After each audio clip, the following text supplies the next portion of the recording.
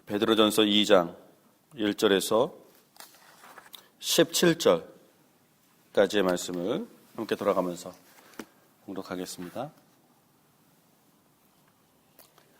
그러므로 모든 악독과 기만과 외식과 시기와 모든 비방하는 말을 버리고 갓난아기들 같이 순전하고 신령한 젖을 사모하라. 이는 그로 말미암아 너희로 구원에 이르도록 자라게 하려 함이라.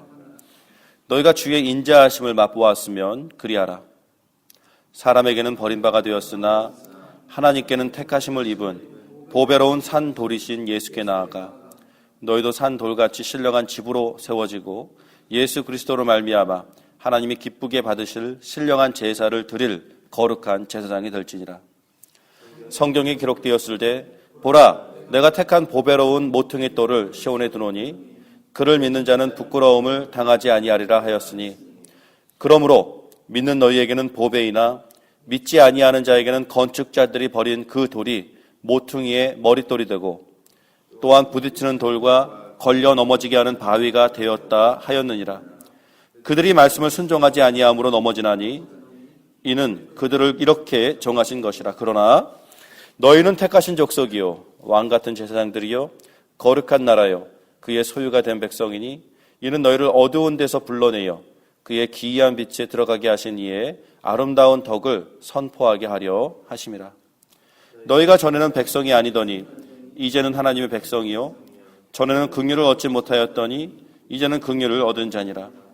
사랑하는 자들아, 거류민과 나그네 같은 너희를 권하노니 영혼을 거슬려 싸우는 육체의 정욕을 제어하라. 너희가 이방인 중에서 행실을 선하게 가져 너희를 악행한다고 비방하는 자들로 하여금 너희 선한 일을 보고 오시는 날에 하나님께 영광을 돌리게 하려 함이라. 인간의 모든 제도를 주를 위하여 순종하되 혹은 위에 있는 왕이나 혹은 그가 악행하는 자를 징벌하고 선행하는 자를 포상하기 위하여 보낸 총독하게 하라. 곧 선행으로 어리석은 사람들의 무식한 말을 막으시는 것이라. 너희는 자유가 있으나 그 자유로 악을 가리는 데 쓰지 말고 오직 하나님의 종과 같이 하라. 묻 사람을 공경하며 형제를 사랑하며 하나님을 두려워하며 왕을 존대하라. 아멘. 자, 오늘의 말씀을 몇 가지로 요약해서 함께 묵상했으면 좋겠습니다. 우선 첫 번째, 오늘 하나님께서 주시는 권면의 말씀은 성장해라 라는 말씀입니다. 2절에 갓난아기들 같이 순전하고 신령한 젖을 사모하라. 이는 그로 말미암아 너희로 구원에 이르도록 자라게 하려 함이라. 첫 번째는 이 사람, 어린 아기의 예를 들어서 성도들에게 성장해라 라는 메시지를 주시고 있습니다. 어떻게 해야 성장합니까? 두 가지를 얘기하고 있죠. 경건한 삶입니다. 우리가 그 전날도 보았듯이 아버지께서 거룩하시기 때문에 그의 자녀된 자들이 그 아버지의 성품에 참여하는 것, 아버지를 닮아가는 것, 이것은 너무나도 당연한 것이다 라는 말씀을 주시고 있습니다.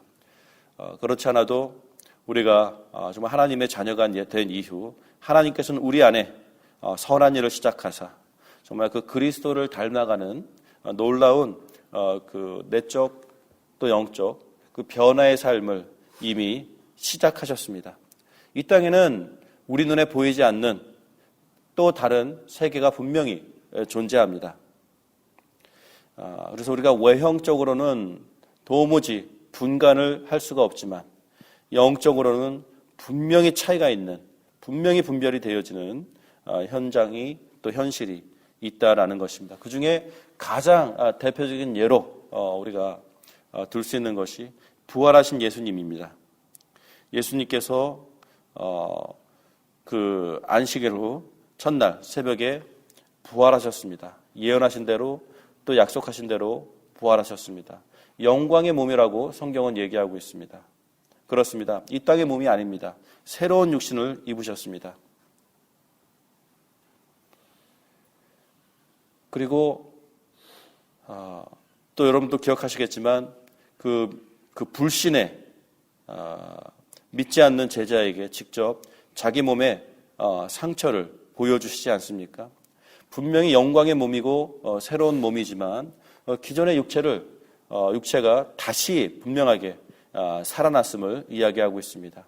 부활이 육체가 죽었는데 영적으로만 사는 것이다 라고 해석하는 사람들이 있습니다. 왜냐? 영광스러운 몸이라고 하니까 죽었을 때 육체의 몸을 버렸고 부활했을 때에는 새로운 몸으로 하여튼 이렇게 얘기하지만 아닙니다. 육체가 죽었다가 육체가 다시 부활했습니다. 그러나 그 육체가 부활했음에도 불구하고 그것을 어떤 그 영광의 몸이라고 또 영광스러운 몸이라고 성경은 이야기하지 않습니까? 그런데 사실 외적으로는 달라진 게 하나도 없습니다. 제자들에게 그 몸의 상처를 보여주실 정도로 그 몸에는 아직 흉터가 남아있고요. 또 두 번째, 그날 아침 새벽 일찍이 그 무덤에 찾아왔었던 여인네들에게 비춰졌었던 그 영광스러운 부활하신 그 예수님의 모습은 어떤 모습이었습니까? 그냥 여인들의 눈에 봤을 때는 정원에서 일하는 노동자로 비춰졌을 정도로 정말 분간이 가지 않는 몸이었습니다. 그럼에도 불구하고 예수님께서는 그 몸으로 순식간에 제자들이 모였었던 그 밀폐된 공간 안으로 갑자기 확 나타나시다가 또 그들과 인사와 대화를 나누신 후 또 호련히 사라지시는 이러한 놀라운 그 현상들을 성경은 우리들에게 기록하고 있지 않습니까? 그렇습니다. 우리 안에 하나님께서는 그 그리스도를 닮아가는 놀라운 일을 시작하셨습니다.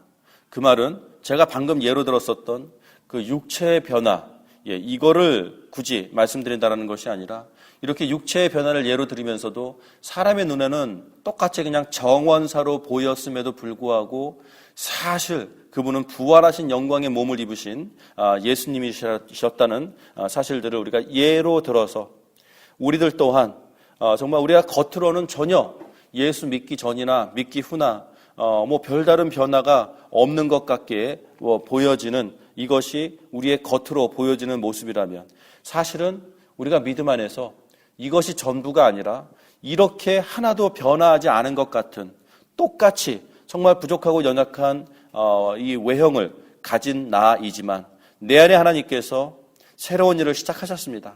그리고 그 새로운 일을 하나님께서는 일방적으로 내 안에 정말 그 아들을 닮아가도록 놀라운 일들을 이미 시작하셨습니다.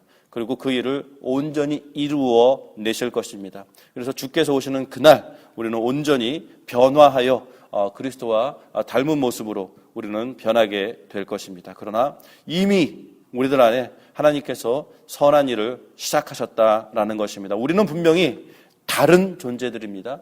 성경은 우리들에게 새로운 피조물이라고 이야기하고 있습니다. 주 안에서 태어난 새 생명들입니다. 이런 면에서 성경은 우리들에게 성장해라 라고 말씀을 하고 있는 것입니다. 분명히 하나님께서는 우리들에게 원하시는 그 하나님의 기대가 있습니다.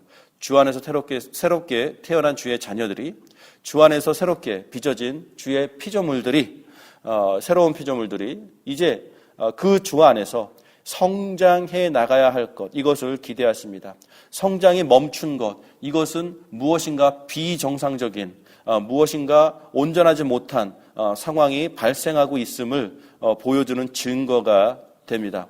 건강한 아이들이라면, 신생아들이라면 무럭무럭 자라나야 합니다. 그리고 그것이 너무나도 당연하고 성장이 멈춰졌을 때에 우리는 어떤 병이 있지 않나 바로 의심을 해봐야 되고 치료가 필요한 상황임을 인지해야 하듯 우리들 또한 주 안에서 성장해 나가는 것, 이것은 지극히 자연스러운 것이며 그 성장을 사모하는 것, 이것은 우리들에게 정말 당연히 사모해야 되는 그러한 마음임을 오늘도 오늘 이 말씀을 통하여 우리들에게 주시고 있다라는 것입니다. 그런데 그 성장을 이루게 하는 두 가지 것을 우리들에게 얘기해 주고 있습니다. 첫 번째는 바로 전장에서 우리가 아까 보았다고 말씀드렸던 경건한 삶입니다. 그래서 1절에 모든 악독과 기만과 외식과 시기와 모든 비방하는 말을 버리고, 그렇습니다. 우리가 아무리 예수 믿기 전이나 예수 믿기 후가 외형적으로는 전혀 달라진 것 같지 않은 모습을 가지고 있다 할지라도 우리는 우리들의 삶의 현실 속에서, 현장 앞에서 예전에 살았었던 그 삶의 모습, 삶의 버릇, 삶의 태도, 삶의 방식, 이것을 고스란히 전혀 변화 없이, 전혀 버리지 않고 고스란히 그냥 살아가고 있다라는 것은 무슨 문제가 분명히 있음을 보여주고 있다라는 것을 우리는 알아야 할 것입니다. 우리는 경건의 삶을 살아야 합니다. 우리가 예전의 삶의 모습들을 버려야 합니다. 우리가 이제 또 며칠 후 또 계속 묵상하게 될 것이지만 베드로는 그 표현을 합니다.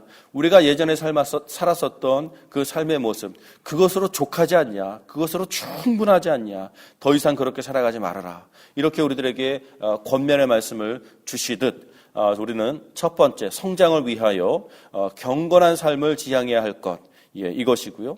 두 번째는 2절의 말씀, 갓난 아이들같이 순전하고 신령한 젖을 사모해라. 그렇습니다. 어린아이들이 정말 그 젖을 빠는 힘은 대단합니다. 그리고 젖을 사모하는 그 갈망이 얼마나 파워풀합니까? 정말 본능적으로 어린아이들이 정말 젖을 사모하는 모습들을 보면은 정말 굉장한 어떤 그 대단함이 분명히 있음을 우리는 확인하게 됩니다. 그와 같이 우리 성도들도 정말 주 안에서 태어난 영혼들이라면 하나님의 말씀을 사모하는, 신령한 젖을 사모하는 하나님의 그 말씀, 우리의 생명의 양식이 되는 그 양식을 정말 어린아이가 젖을 사모하듯 정말 간절히 갈망하는 이것이 우리 안에 있어야 됩니다. 바로 이것을 섭취하여야 성장할 수 있기 때문에 그렇습니다. 여기서 얘기하는 비유는 무엇입니까? 성장이 멈추면 그냥 조금 어디가 아픈가 정도가 아니라 사실은 성장이 멈추면 죽은 겁니다. 성장이 멈추면 죽은 겁니다. 성도로서 신령한 젖을 사모하지 않는다면 어쩌면 그는 성도가 아닐 수도 있다라는 것입니다. 나는 예수 믿는데 난 그게 별로 간절하지 않은데, 난 별로 그것이 관심이 없는데, 아마 그 사람은 어떤 면에서는 아직은 진정한 변화를 경험하지 못한, 그에게 있어서는 진정한 변화가 아직 필요한 상황에 놓인 사람이다라고 진단을 하면, 영적인 진단을 내리면 그것이 거의 맞을 것입니다. 그렇습니다. 주 안에 있는 자들은 주님의 말씀을 사모합니다. 예수님께서도 나의 양들은 나의 음성을 듣고 나의 음성을 들었을 때에 기뻐한다라고 말씀을 하십니다. 그렇습니다. 우리 안에 진정한 기쁨은 그의 말씀을 들었을 때에 생기는 것입니다. 그렇습니다. 왜 기쁩니까? 갓난 아기들 같죠. 그렇죠? 그 신령한 젖을 물렸을 때에, 신령한 젖을 빨았을 때에, 신령한 젖을 섭취했을 때에 그것으로부터 오는 만족감이 있고요. 그것으로부터 오는 영양 공급이 있고요. 그 만족감 속에는 정서적인 만족감도 분명히 있는 것이죠. 정말 그 젖을 먹지 못하여 굶주렸을 때에는 단순히 성장만 멈추는 것이 아니라, 그렇죠? 정서적인 면에서도 병들기 시작하는데 그 정서적인 면에서도 채워짐이 있고 그 안에 기쁨이 넘치게 되어지는 그 시작 포인트는 역시 주님의 말씀을 사모하며 그 주님의 말씀을 충분히 섭취하며 그 말씀 안에서 성장을 경험해 나갈 때에 우리는 함께 경험하게 되는 기쁨이 바로 거기에 분명히 있음을 우리는 생각해 보게 됩니다. 특별히 3절에 너희가 주의 인자하심을 맛보았으면 그리하라. 정말 우리들에게, 성도들에게 강력한 도전이 아닐 수가 없습니다. 무슨 말입니까? 맛본 사람들이 분명히 상식적으로는 좋은 것을 맛보았으면은 그것을 더 먹고 싶어야 할 것이고, 정말 좋은 것을 맛보았으면은 정말 내가 사랑하는 사람들에게 이렇게 맛있는 것을 권할 것이고 함께 먹자고 할 것인데, 그게 너무나도 당연한 정상적인 모습일 텐데 3절을 우리가 통해서 받게 되는 경고는 무엇입니까? 주의 인자하심을 맛보았음에도 불구하고 그것을 사모하지 않는다면, 또 그것을 사랑하는 사람들에게 권하지 않는다면 분명히 무슨 문제가 있다라는 것을 인지해야 할 필요가 있습니다. 그래서 오늘 이렇게 주의 인자하심을 맛본 사람들이라면 더더욱 무엇을 하라고요? 경건의 삶을 추구하고 더더욱 주님의 말씀을 정말 갓난아기가 젖을 사모하듯 사모할 때에 우리는 성장을 맛볼 수 있게 된다라는 것입니다. 더 나아가서 이번 두 번째 예로는 우리는 신령한 집으로 세워지는 사람들이다라고 하는 말씀을 우리가 여기서 보게 됩니다. 갓난아기가 성장하는 것은 어떤 면에서는 개인적인 것이다 라고 본다면 이 4절서부터 우리들에게 이야기해 주는 것은 공동체가 함께 누려야 할 부분을 이야기하고 있습니다. 그렇습니다. 성도는 결코 혼자서 거룩할 수 없습니다. 혼자서 경건할 수 없습니다. 혼자서 믿음을 지켜낼 수가 없습니다. 신기합니다. 요즘에는 정말 개인주의가 너무나도 팽배해서 정말 사람들이 개인주의적인 삶을 살아가다 보니까 신앙생활도 정말 개인적으로 하려고 하는 사람들이 많습니다. 그래서 그냥 인터넷 들어가서 좋은 말씀 듣고 그냥 인터넷으로 어느 좋은 교회의 예배를 그냥 그때는 뭐 실시간으로 생중계를 해주니까 거기에 그냥 참여해서 그냥 그거 보면서 나름대로 신앙생활을 해나간다고. 신앙생활은 지극히 개인적인 거니까, 종교는 개인적인 거니까 누구에게도 강요하지 않고 누구에게도 강요함을 받지 않고 그냥 내가 혼자 이렇게 한다라고 말하는 사람들을 굉장히 많이 보게 됩니다. 심지어는 교회를 다니면서도 사람들과 관계를 하지 않고 교제를 하지 않고 섬기지 아니하고 그냥 아무런 자기 자신을, 자기의 삶을 열지도 않고 그냥 잠깐 그 공간에 참석해서 예배가 마치면 슬그머니 바로 그냥 사라져버리는 사람들이 참 많지 않습니까? 그러면서 많은 이유들을 댈 수가 있습니다. 이러저러한 상처가 있고 이런저러한 사연이 있고 이런저러한 마음의 준비가 안 돼서 기타 등등 많은 것들을 얘기해 줄 수가 있겠지만 한 가지 너무나도 분명한 것은 그렇게 철저히 고립되어서 혼자만 경건 생활을 하려고, 신앙 생활을 하려고 몸부림치는 성도에게는 다시 한번 분명하게 제가 정말 긍휼의 마음과 또한 정죄하는 마음이 아니라 너무나도 사랑하는 애타는 마음으로 권면해 드리고 싶은 메시지는 무엇이냐면 하나님께서는 우리를 공동체로 불러주셨고 우리가 성도들과 함께 그리스도의 그 신령한 집으로 세워져 나가야 할 것, 그것이 성장을 의미하며 세워져 나가는 것, 그렇죠? 성장을 의미하지 않습니까? 세워져 나가지 아니할 때에는 혼자 고립되어서 혼자 달랑 고립된 벽돌 한 장으로서 남겨져 있을 때에는 결코 스스로의 경건이 지켜질 수 없고 스스로의 거룩이 또는 스스로의 성장이 주 안에서 이루어질 수 없음을 본인이 인정할 때에 그의 삶에 놀라운 변화가 반드시 이루어날 것을 하나님께서는 약속하십니다. 저는 그것을 권면해 드립니다. 오늘도 혹시 혼자 신앙생활에 몸부림치는 자가 있습니까? 죄송하지만 안 될 겁니다. 하나님께서는 하나님의 백성들을, 하나님의 자녀를 그렇게 고립된 상황 속에서 성장이 가능하게끔 하시지 않으셨습니다. 그래서 공동체로 나아오시고 섬김의 자리로 나아오시고 교제의 자리로 나아오셔서 본인의 삶을 열고 다른 사람들의 삶에도 관심을 가져서 거기에 개입이 되고 그래서 그들을 위하여 서로 권면하고 격려하고 섬기고 중보기도 해주고 이러한 정말 거기에 어떤 그 부대낌의 아픔이 있을 것이고 부대낌의 오해도 있을 것이고 사연도 열어놔야 될 것이고 이래저래 나와 한결같지 않은 다른 사람과 함께 부대낀다라는 것은 굉장히 힘든 일이겠지만 거기에 분명히 병행하는 고통이 있겠지만 그것을 감수하고 극복해낼 때에 그제서야 비로소 우리는 함께 성장의 자리로 나아갈 수 있음을 성경은 이야기하고 있습니다. 오늘은 여기까지 우리가 말씀을 좀 정리하고 함께 정말 기도했으면 좋겠습니다. 결코 외로운 상태로 고립된 상태로 성장은 불가능합니다. 우리가 함께 교제의 자리로 나오고 함께 정말 그 그리스도의 신령한 집을 세워나가는 그 자리로 나와 함께 서로 격려하며 함께 성장해 나가는 그러한 성도가 되기를 주님의 이름으로 축원합니다. 같이 기도하겠습니다.